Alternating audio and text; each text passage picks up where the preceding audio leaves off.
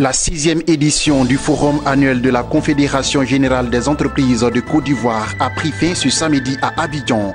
Les détails de la cérémonie de clôture de la CGC Academy 2017 tout à l'heure. La Côte d'Ivoire accueille du 9 au 11 octobre prochain la 4e édition du Forum Afrique-Europe de la jeunesse. Le ministre de la Promotion de la jeunesse, de l'emploi des jeunes et du service civique a, au cours d'un point de presse, parlé des enjeux de cette rencontre.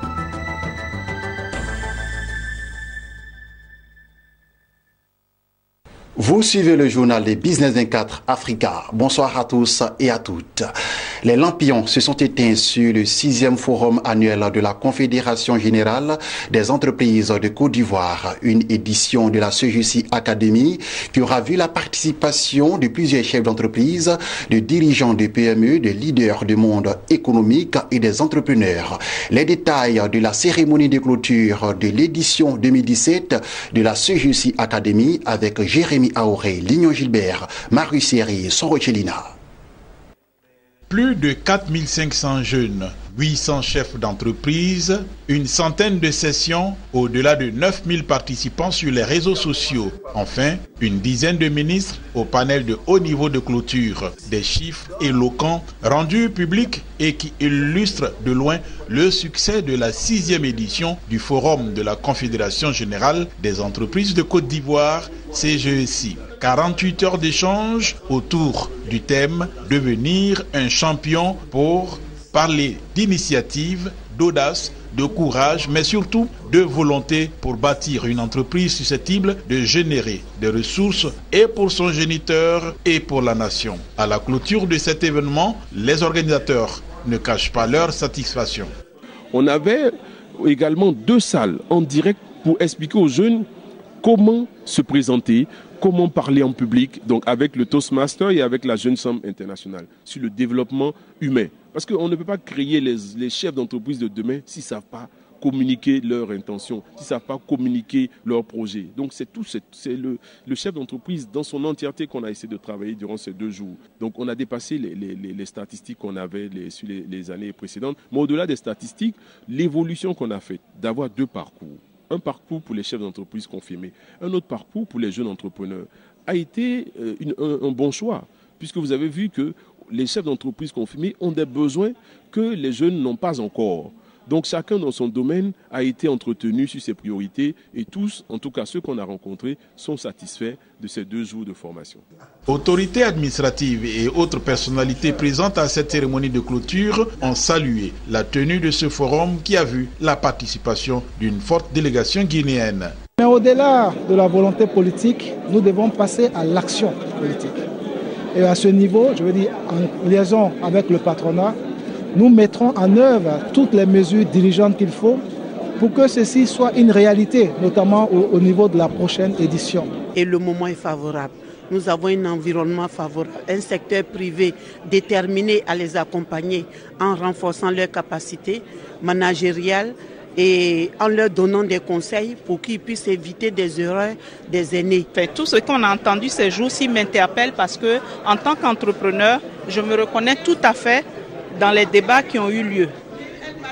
Je suis entrepreneur depuis 2008 et je peux dire que j'ai traversé la plupart des difficultés qui ont été exposées ici. La première difficulté du financement est un fait. Je pense que quelqu'un doit investir, c'est un investissement comme ils l'ont dit, dans la création de start-up pour aider les jeunes à démarrer cette industrialisation-là en Côte d'Ivoire. Notre rôle à nous tous, c'est de nous engager encore plus loin, d'attendre de l'État un accompagnement, mais de pouvoir respecter aussi nos engagements vis-à-vis de l'État. Donc c'est un pacte de confiance entre l'État et nous, mais surtout ceux qui devraient en profiter le plus, c'est la population, c'est le social. Un dîner gala mettra fin à ce grand rendez-vous de la CGECI Academy 2017. Abidjan, la capitale économique ivoirienne, va abriter du 9 au 11 octobre prochain le 4e sommet Afrique-Europe de la jeunesse. Une rencontre qui s'inscrit dans la dynamique des 10 ans de coopération entre les pays d'Afrique et d'Europe.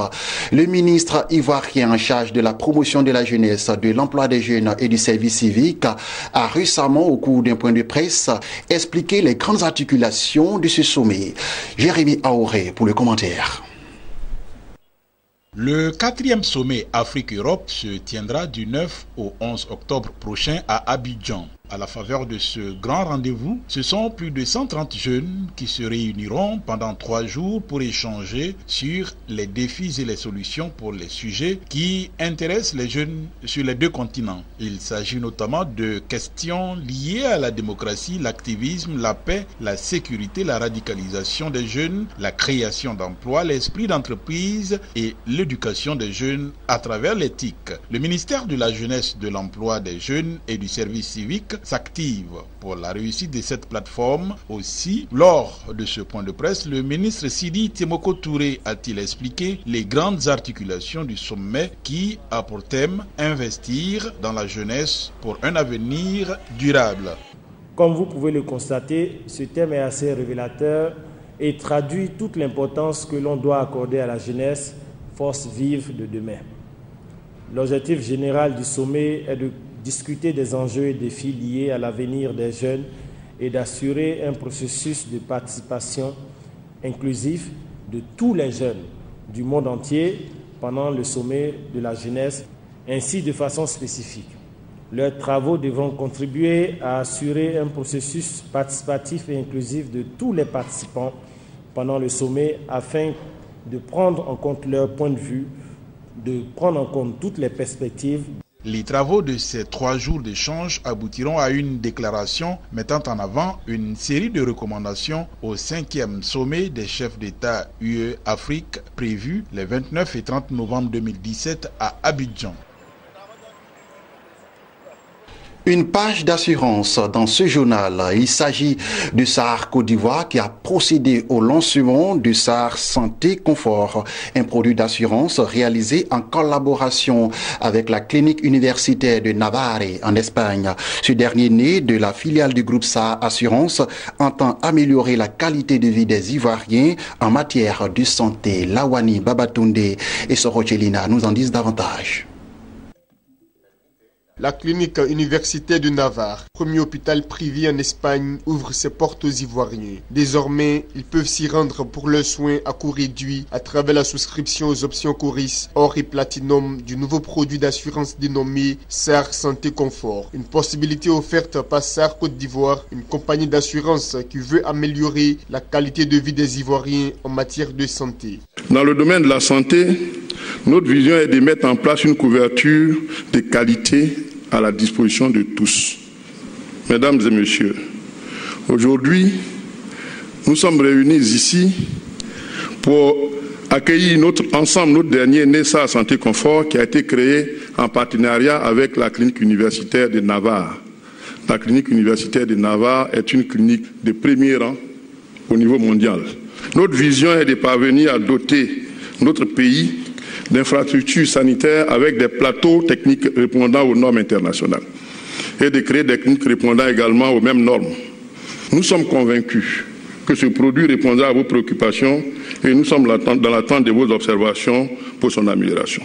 En Côte d'Ivoire, la prime d'assurance individuelle reste encore élevée. Les contrats d'assurance santé sont limités à 65 ans dans un pays où le plateau technique de pointe est quasi inexistant. SAR Santé Confort, fruit de la coopération ivoiro-hispanique, entend donc combler toutes ces insuffisances. La clinique universitaire est une clinique espagnole, basée en Espagne, mais avec une importante projection internationale et un énorme prestige grâce à l'excellence de sa gestion des soins qu'elle fournit aux personnes, aux malades qui vont se faire traiter à la clinique et aussi à la recherche scientifique qui est liée à cette clinique grâce à l'Université de Navarre qui est derrière la clinique. C'est donc un lien qui se tisse entre l'Espagne et la Côte d'Ivoire, un lien dans les domaines de l'excellence, un bénéfice de la Côte d'Ivoire et un bénéfice aussi de l'Espagne. Le groupe SAR est implanté en Côte d'Ivoire depuis seulement 1 an. Il enregistre déjà 2 milliards de francs CFA de chiffre d'affaires pour 500 millions de francs CFA de sinistres payés. À travers son dernier produit, SAR Santé Confort, le groupe SAR ambitionne de devenir la maison de la santé pour l'Afrique. Rendons-nous à Abangourou, ville située à l'est de la Côte d'Ivoire, où depuis plus de 5 ans maintenant, le député Broukoua Marguerite Tano a ouvert une permanence pour écouter et recueillir les propositions de population, faisant d'elle des privilégiés en matière d'implication aux décisions de la nation. La célébration de ces 5 ans d'existence de la permanence s'est tenue récemment dans la ville. C'est un reportage de Diomandé Sualioul Kader, notre correspondant à Abangourou. Son reportage est commenté par Mon Désir Nascimento Odifini. Si vous habitez la commune d'Abengourou, dans l'est de la Côte d'Ivoire, vous faites partie des privilégiés en matière d'implication des populations aux décisions de la nation. Depuis 5 ans, le député Broukoua Marguerite Tano, député d'Abengourou commune, a ouvert une permanence pour écouter et recueillir les propositions de l'indénié Djoablin. La célébration des 5 ans distance de la permanence a vu la présence d'autorités politiques et administratives des populations d'Abengourou. Une semaine d'activités destinée à marquer particulièrement cet anniversaire. La permanence est le bureau particulier du député d'Abengourou commune. Elle a été ouverte le samedi 9 septembre 2012, il y a aujourd'hui 5 ans. Ce fut un jour en 2012, lorsqu'on est revenu de l'Assemblée pour commencer à travailler.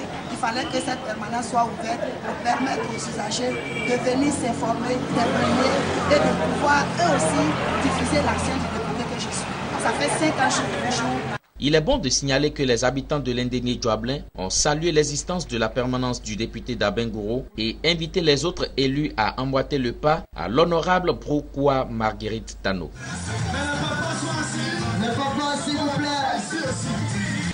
Et nous poursuivons ce journal en nous rendant au Maroc où, selon un rapport publié par la Banque centrale du pays, ce sont au total 12 292 billets contrefaits qui ont été détectés au cours de l'année 2016 pour un montant global évalué à environ 200 000 $, en hausse de 19% en nombre et de 43% en valeur par rapport à l'année 2015.